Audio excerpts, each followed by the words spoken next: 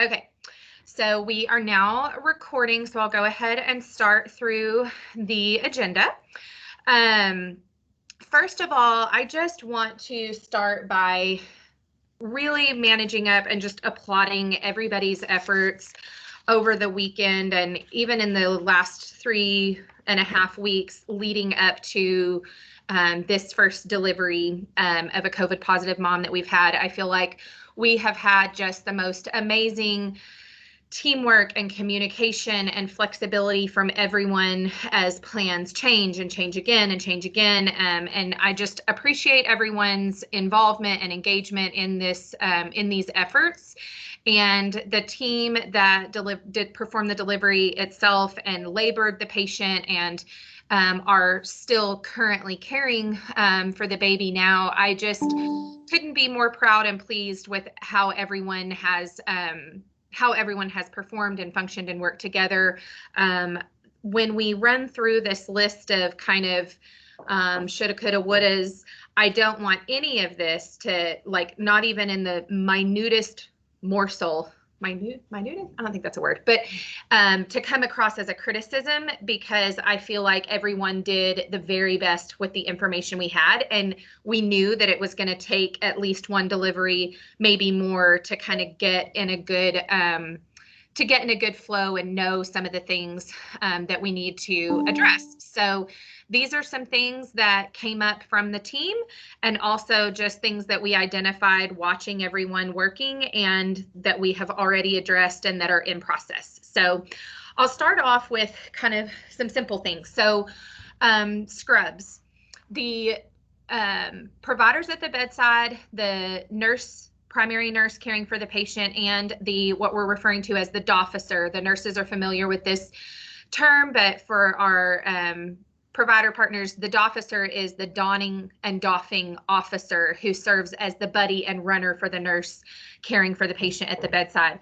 All of you should take advantage of wearing hospital laundered scrubs while you're caring for this patient. It's not mandatory in terms of droplet precaution, but it's just a good safeguard for you to be able to change before you go home and not be, driving your car or arriving at your house in your regular scrubs. So ideally, we want the staff to come to work in your own scrubs, change when you get here before you start caring for this patient. We realized pretty quickly that we don't have enough access for people to get scrubs. So as of yesterday, every single person in the Family Birth Center and Family Care Unit has now been added to the scrub system. It is linked to your badge, and each person has 2 sets of scrubs assigned to them. So you must return your scrubs to the scrub machine in order to be credited and be able to pull again for the next time. So for those of you who maybe are not familiar, our scrub machine in the Family Birth Center is located in between the dressing rooms back in the OR corridor. So the best access for everyone, Family Care Unit, Family Birth Center staff, when you come in and you get your assignment and you know you're going to be taking care of a COVID positive mom or a PUI, then you will go through the hallway where you clock in and come down that long hallway beside the birth center, and it's the door that has the little red restricted access sign on it. There's a new hand sanitizer pump right outside of that door. It's the same code to enter our unit, and then the scrub machine is right there. You are welcome to change. If you're in the Family Care Unit, you're welcome to use the dressing room there and store your clothes in a locker. We have also converted the circumcision room into a changing room on the Family Care Unit if you prefer to just get your scrubs and then go upstairs to change. Just be aware that at the end of the day, when you change back into your home scrubs or your home clothes, that you do have to go back down to the scrub machine to turn your scrubs in before you leave. We ask that you only change in those designated areas, either the dressing room or the makeshift dressing room in the circ room. We don't want you changing your clothes and taking off your contaminated scrubs in, staff bathrooms or patient rooms or anything like that. We want you to use those designated staff dressing rooms because we have stocked them with Virex, So there's Virex to spray the bottoms of your shoes. There's little trash sacks if you want to carry your scrubs in those till you get to the scrub machine. We've put a trash can and hand sanitizer. We've tried to really think through that process to make sure that you have everything you need to fully change out of your scrubs. When you are headed back to the dressing rooms to get dressed or get undressed, please use the main hallway corridor and don't come through the PACU, because when you come through the PACU, you're going to have to pass through the sterile corridor, and it's just unnecessary contamination and PPE to have a hat and a mask if you don't already have those things. So just use the main corridor, and if you have any questions about that, don't hesitate to let us know and we'll walk you through it. You swipe your badge into the machine, choose your size, take your scrubs, and return them the same way. The next thing that we are excited that IT has created and made for these patients is iPad communication. So we have 3 iPads for the Family Birth Center and 3 for the Family Care Unit. The intention is that you have 1 stays in the room with the patient, 1 can be used for the nurse, and 1 can be used for the provider, or any combination. So, you know, we can even put one of those iPads in the physician lounge area, conference room, so that if you had a question or something came up and you wanted to FaceTime in and talk to the patient without physically going into the room, then that saves an entire donning and doffing process. You could just FaceTime in and talk to the patient on the iPad. And similarly, the nurse will have one as well. Yesterday, one of the things that we kind of realized, or not yesterday, days are all running together, Sunday, that you know, the delivery that we had, the baby had to immediately be removed from the room for resuscitation. So the mom never really got a good look at the baby. We were able to FaceTime up to the nursery for mom to see baby, but there wasn't a good process for us to get pictures without, you know, using personal cell phones, and we didn't want her phone contaminating cameras, blah, blah, blah. So IT set us up a nursery specific iPad, and it's the only one that has photo and video capability.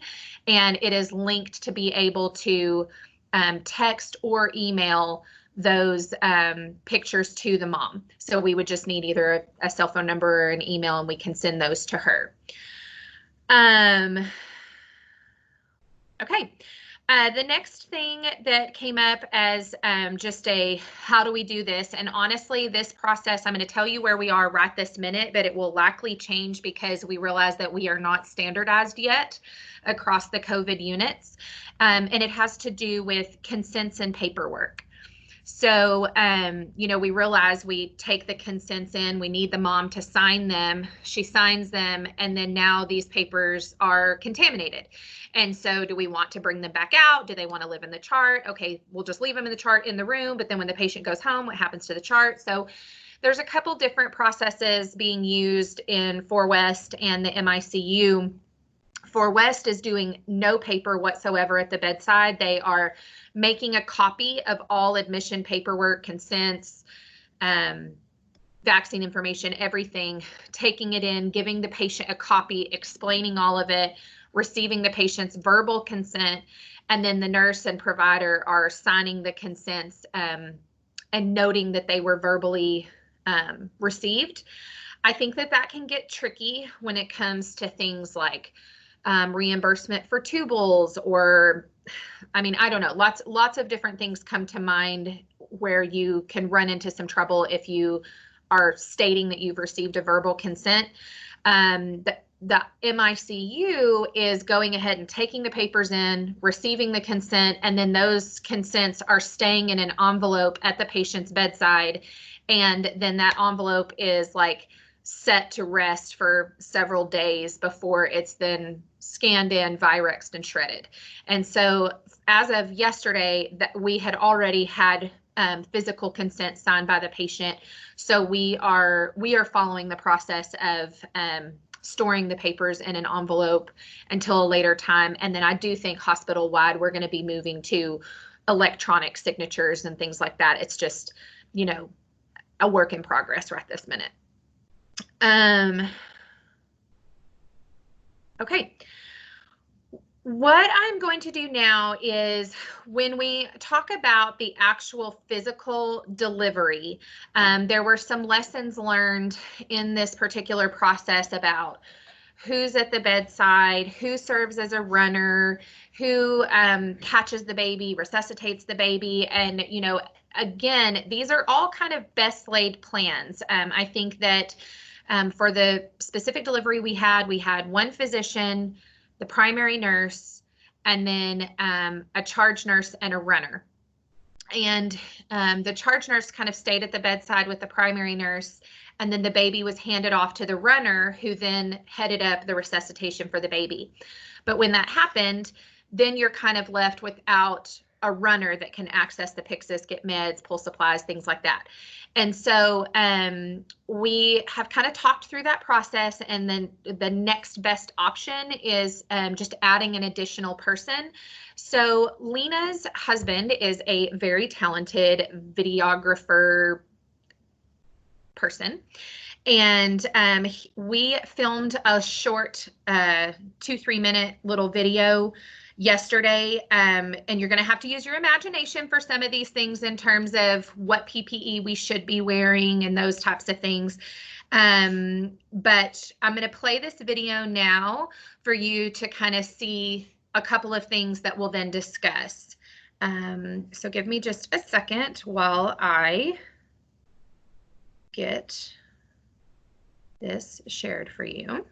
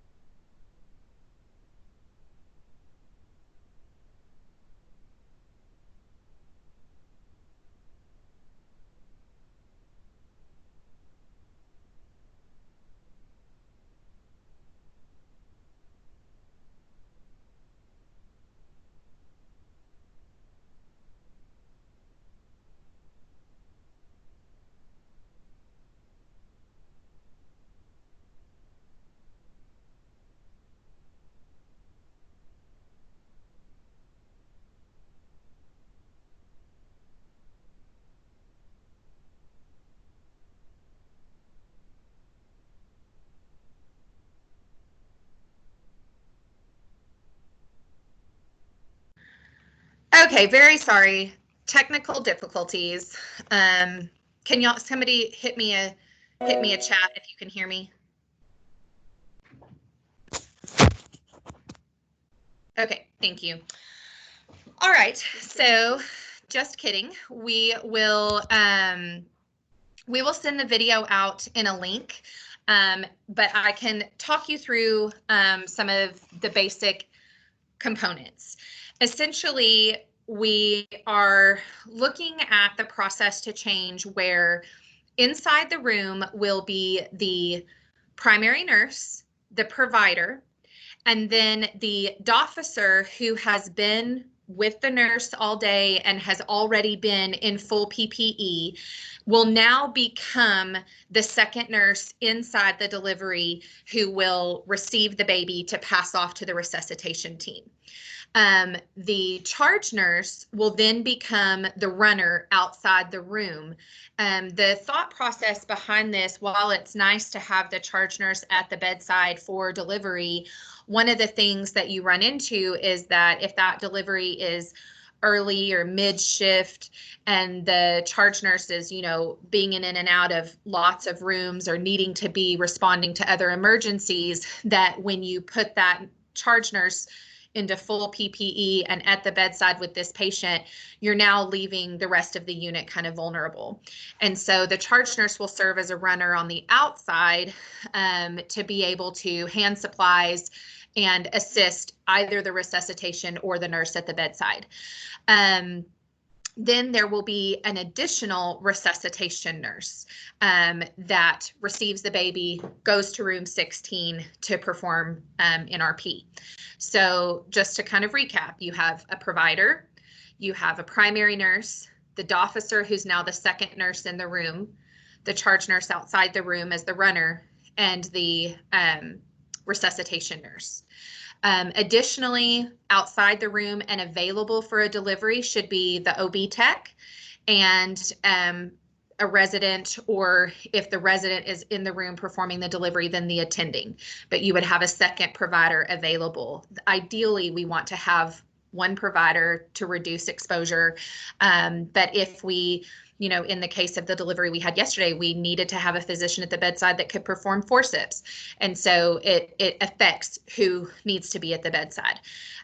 We also want to ask the charge nurses to be mindful when making these assignments, that you want to make sure that you are assigning a nurse as the DOFficer that or the primary nurse, someone who you feel is skilled if you were to encounter emergencies like shoulder dystocia or a forceps delivery or hemorrhage, difficult resuscitation, things like that. You want to make sure that you have at least one skilled, calm, and let me not imply that anyone is not skilled, but making sure that we're mindful that this is a pared down group.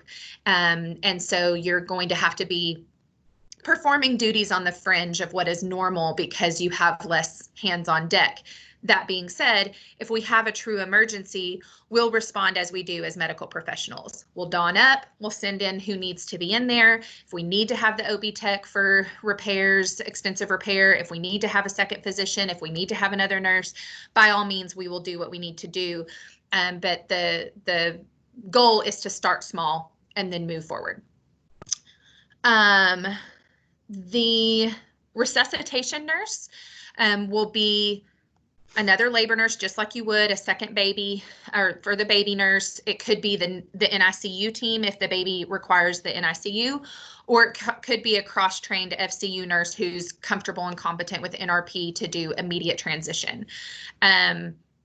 So then, the goal being that if the delivery is smooth and it is uncomplicated, then the DOFficer comes out of the room as the second nurse once the baby's passed off and everything is stable and normal. And then that frees up the charge nurse to be able to go back and help the rest of the unit at that point. Let's see. Preferably, we want to have the attending at the bedside if at all possible, but again, also making the best decision based on the needs of the patient if you're anticipating forceps delivery. Supplies. So this was a big one. The rooms 14 and 15 have both been pretty well stripped down of supplies to reduce the amount of waste. And I think that made it really difficult for the nurses over the last couple of days, because they would get into the bedside and not have the things that are normally in there. And so then you're kind of stuck in this, okay, do I go out to get these things? Do I just make it work? Am I calling the runner? And so we certainly don't want that to be We don't want to tie anyone's hands to save supplies. So there are the yellow carts that have been in the bathrooms forever that we serve as our enormous oversized bath carts for towels and whatnot, have now been loaded down with all of the supplies that are normally in your drawers. While the rooms are vacant and empty, those yellow carts are still in the bathroom, fully stocked with all your supplies and waiting. When you're setting up your room to admit a patient, that yellow cart should come out into the Annie room. If you're in 15 or if you're in 14, it's just going to come out into the hallway, kind of next to where you have your isolation cart. And that is all your supplies. So we'll take a little forethought when you're walking in to start an IV or, you know, do some particular thing that you might want to take the supplies in with you that you think you need. But also that area will be there for your runner. So in delivery, if you need additional suture, or in, you know, just in regular patient care, if you forgot an alcohol pad, you know, that's what your officer, your buddy is there for, so that they can just pull it out of the cart and hand it to you. It shouldn't be you coming in and out chasing down supplies. If you get in a situation where you need that cart at the bedside, it's just too much to be handing things back and forth. Maybe you're using a lot of suture or needing a lot more supplies. Go ahead and wheel the cart in the room. And then after that delivery and everything is over, then we will just clean out that cart. Anything that can be Virexed and wiped down, we will, but everything else can be discarded. We're trying to reduce waste, obviously, but you know, patient safety comes first. So if you need those supplies in the room, then wheel the cart in the room. If it can stay out, keep it out. After delivery, all of the items should stay in the room. The delivery cart, even the trash, obviously goes without saying. You want to tidy up the room. These patients are going to be in the labor room for longer than normal. So we do want to kind of spruce that up and move everything out of the way. The instruments can come out immediately and go to the washroom and start the decontamination process. I did verify that with the main OR yesterday, that that's how they're doing their rooms as well, that everything stays in the room, they're letting it settle, but they are pulling instruments out and beginning that process. And so we'll leave the delivery cart in after the patient is discharged. Then the nurse who's been in the room and is still fully donned will strip down sheets, towels, trash, pull everything to the side, and then you're going to Virex literally everything. Computers, handrails, light switches, chairs, anything that was touched, you're going to spray liberally with Virex, and then that will settle for 30 minutes. And then what's the word? Housekeeping can come in and clean the room. It's a good idea to put a sign on the door that notes the time that you Virexed and left, so that everyone's aware, like, how long needs to pass until the room can actually be cleaned. Let's see. I have a question, so I'm just going to answer it as we're going along. Can the second nursery nurse come down for delivery to care for the baby and then go with the baby up to the nursery? I think that that's fine. I don't know that in terms of resuscitation, depending on, again, the situation with the baby, the nursery nurses upstairs are not as they don't as routinely perform immediate NRP right after delivery, like immediate resuscitation. So I still think that that should be a labor trained nurse who's more comfortable and proficient with PPE. Almost said PPE, PPV, and full resuscitation. But sure, once the baby's stable, the nurse who's going to be taking care of that baby upstairs anyway can certainly do that. The baby, when it's time for the baby to transfer up to the nursery, one thing I did want to clarify is the baby does need to go in the isolette. The baby does not need to go in an open crib. Okay. So yeah, that's where we are now, is to some of the newborn items. So newborn needs to be transferred in the isolette.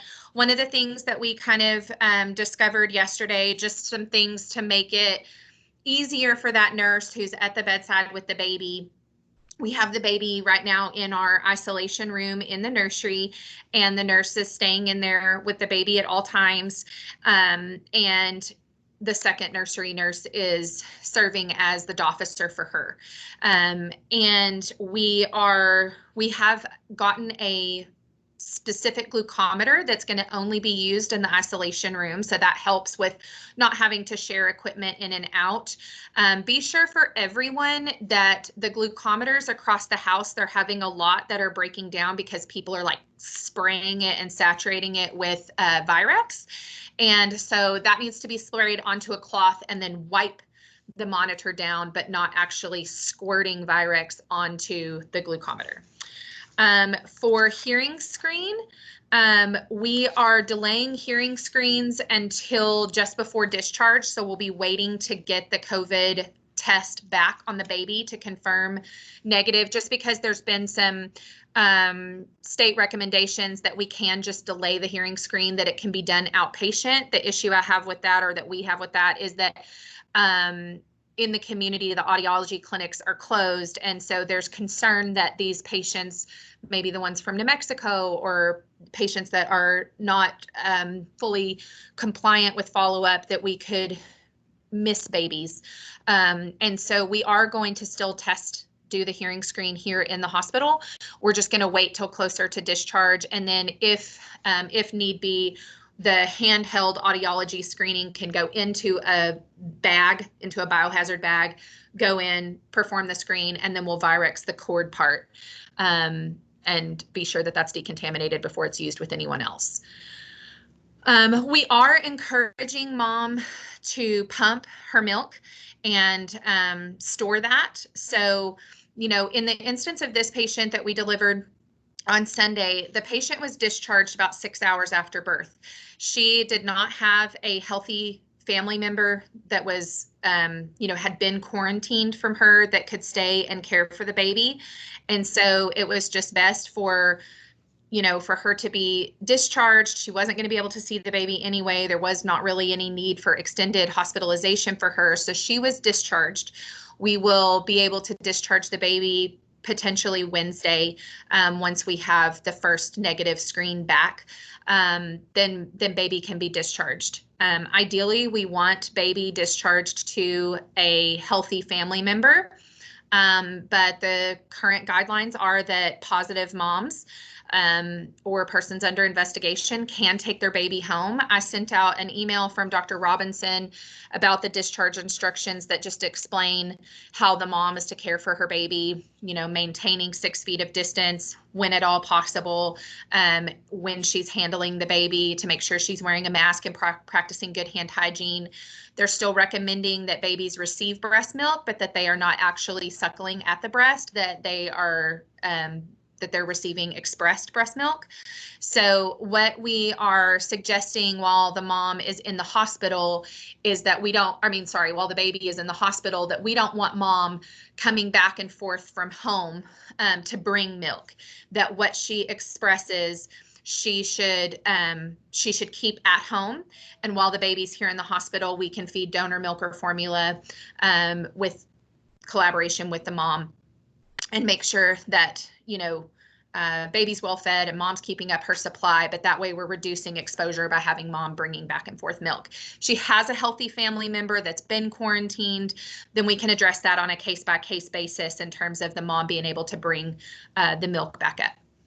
Can you share that documentation? Yes, I can. And I'm not sure if that one went out to Physicians for sure, so I will send that out, the discharge instructions that we are providing to moms. The newborn is going to require 2 tests that are negative, and I think they have to be, the samples have to be taken 24 hours apart to be cleared, but that is not our standard for discharge. The baby can be discharged after 1 negative screening, then with a follow-up with the pediatrician. Dr. Robinson is also planning to set up a process for kind of a drive-by weight check, bilirubin check, where she will don PPE, see the baby, assess, weigh, without having to bring the whole family back up into the unit. We want to try to keep those patients quarantined as much as possible to home, but still make sure we're checking on babe. Um, okay, and then really the last thing that I have before I'll open it up to questions is just kind of a note about cohorting, not only the patients, but our staff. So when it comes to cohorting patients with COVID-19, we are laboring in L&D, and as happened yesterday, we are discharging the patient home if they are stable and able to be discharged. If this mom had had a C-section or if she required extended hospitalization, we will still cohort these patients to either 4 West or the MICU, depending on what level of care they require. I recognize that L&D is having to be kind of a mixed unit in terms of clean and dirty, but we want to try to keep our area a clean unit as much as possible without cross-contaminating patients or staff. So the other component of that is the need for us to be mindful of ourselves when we're providing care for these patients. So the primary nurse and the officer taking care of positive patients and PUIs, they'll be wearing hospital laundered scrubs and should also remain kind of in pod 3 during the time that they're caring for those patients. The DOFficer can be a DOFficer to more than one patient. Actually, as we were laboring this girl on Sunday, we also had a PUI at the same time. And so we did have 2 patients back in that area. And the buddy, the DOFficer, can serve as a DOFficer for both rooms. But obviously we'll keep nursing care for the primary nurse 1-to-1. We also want to just address congregating in the nursing stations in general. And I know that we are social people and we work together well, and everybody kind of likes to be in the know, and it helps to be able to help each other. But Pod 1 has become this hub that is just there's too many nurses in too close a proximity. And this thing has kind of been on our front porch for a while, but now it's in our living room. And so we have to be mindful of that this has changed, and we need to add an extra layer of protection for ourselves with each other, because what I absolutely do not want is any type of, they're calling it, I think, provider discrimination out in the literature, of just people being fearful of those who have taken care of COVID positive patients, and then those people being isolated. So we want to just broadly protect each other. So what I'm asking is, specifically in labor and delivery, if you are taking care of patients in room 1 through 5, including triage, then you can sit in pod 1.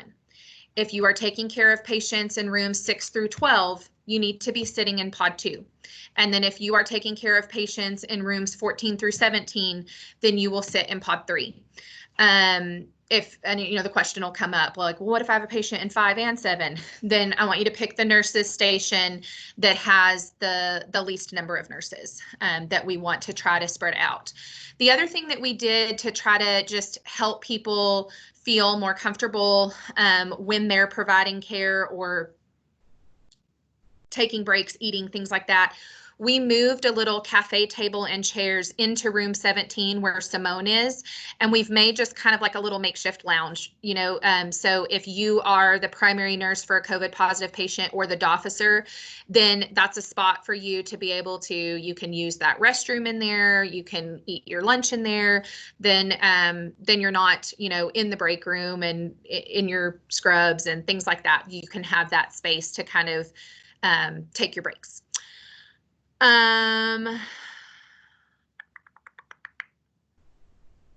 Once the patient is discharged or transferred off to another unit and the nurses are showered and changed back into their regular scrubs, then they are free to be reassigned to another patient. They can, sit in whichever pod their patient is assigned. And the recommendation really is the same as it is broadly that if you have a known prolonged exposure, which I think prolonged exposure at this point is defined as, less than 6 feet for greater than 15 minutes, which would be essentially any primary nurse who's taking care of a patient, that the recommendation is that you just be very consistent with wearing your mask. That includes when you go to the grocery store or you're in public, because you could be pre-symptomatic, asymptomatic, hopefully not even either of those, but just as an added precaution for you to wear your mask and practice good hand hygiene. I think that is it. I want to reiterate how proud we are of you guys and what a great job you've done. And just encourage you to, again, I feel like we have been living COVID-19 for a month, and the last 2 days have felt, really here. And so I know that if they feel that way for me, I can only imagine how they feel for you when you're, at the bedside and caring for the patients. It just feels very real. So I just want us to acknowledge that those feelings are fine. Those are normal. We need to be kind. We need to be grateful for those who are willing to step up and take care of the patients. We all would if given the task, and remain, firm and not fearful in those things. But if you're struggling with feelings or anxiety or all those things, I encourage you to reach out and let's talk through them. A lot of times the anxiety comes from the unknown. So what questions do y'all have? And they can be specific or broad, it doesn't matter.